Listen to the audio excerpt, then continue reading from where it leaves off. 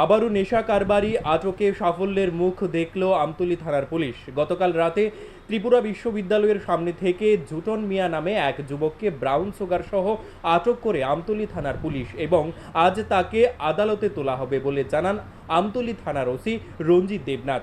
এই ব্রাউন সুগারগুলির বাজার মূল্য আনুমানিক 1,20,000 টাকা হবে বলে জানান তিনি।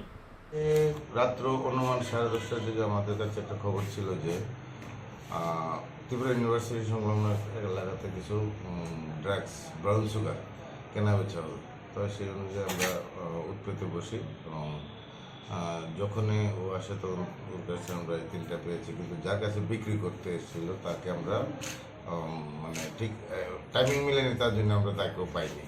তো তাকে আজকে আমরা রিমান্ডে আনছি। রিমান্ডে এনে জিজ্ঞাসাবাদ করে তার কাছে বিক্রি করার জন্য এসে আমরা তাদেরকে আজকে অ্যারেস্ট করার চেষ্টা করব। ওর সাথে কি আর অন্য কেউ জড়িত আছে বলে আপনাদের মনে হচ্ছে? হ্যাঁ, যে মানে কেনার জন্য ছিল তো তার সাথে জড়িত থাকবেই, তার জন্য আমরা তাকে আজকে রিমান্ডে আনছি। ওর কাছে কি আর কিছু পাওয়া গেছে? মানে একটা মোবাইল পাওয়া গেছে, আর কোনো টাকা পয়সা কিছু পাওয়া যায়নি। শুধু 3 প্যাকেট পাওয়া গেছে ব্রাউন সুগার, যেটা প্রায় বাজার মূল্য এখন 1,20,000 টাকার মতো। নাম কি? জুটন মিয়া।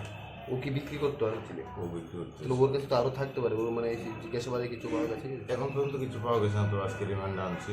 রিমান্ডে এনে আর জিজ্ঞাসাবাদ করবো। বাড়ি কোন জায়গা থেকে? বাড়ি ফুলতলি।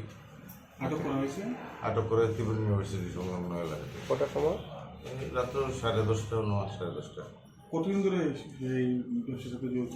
ও তো অনেকদিন ধরে, কারণ আমার সোর্সের যে খবর অনেকদিন ধরে সে জড়িত এবং তার সেই সোর্সের খবর অনুযায়ী তাকে ধরে।